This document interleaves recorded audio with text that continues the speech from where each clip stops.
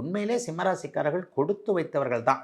அட்டமத்து சனியில் கூட உங்களை பாதுகாக்கின்ற விதமாக கோச்சார வேதை 7ஆம் இடத்தில் ராகு என்கின்ற அமைப்பில் ஜம்முன்னு சம்மணம் போட்டு ஒரு 1.5 வருஷத்துக்கு உட்காந்துருது. 2.5 வருஷம் அட்டமத்து சனியை அனுபவிக்க வேண்டிய நீங்கள் 1.5 வருஷம் அதனுடைய தாக்கத்தை ராகுவால் அனுபவிக்க மாட்டீங்க. அஷ்டமச்சனியில் கெடுதல் வராது. கடைசி காலகட்டம் 2026 செப்டம்பருக்கு பிறகு அஷ்டமச்சனியுடைய தாக்கம் உங்களுக்கு லேசாக இருக்கும். ஆக என்ன நடக்குது, இப்போதைக்கு கடவுள் உங்கள் மேலே முழு கண்ணையும் 1.5 கண்ணு 1/2 கண்ணை கூட வைக்கல, முழு கண்ணையும் சிம்மராசிக்காரர்கள் மேலே வச்சிருக்கிறதுனால பெரிய துன்பங்கள்லாம் கண்டிப்பாக இப்போ சிம்மராசிக்காரர்களுக்கு கிடையாதுங்க.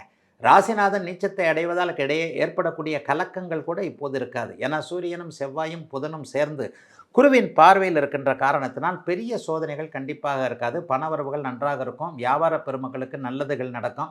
சிலருக்கு என்ன நடக்கும்னா சொந்த ஊருக்கு போகணும்னு அடிக்கடி ஆசை வரும். இந்த தடவை இந்த மாதத்துக்கு தமிழ்நாட்டிலே இருக்கக்கூடியவர்கள் ஒரு 2 தடவை 3 தடவையாவது சொந்த ஊருக்கு இந்த மாதத்தில் ஒரு தடவையாவது போயிட்டு வந்துடுவீங்க.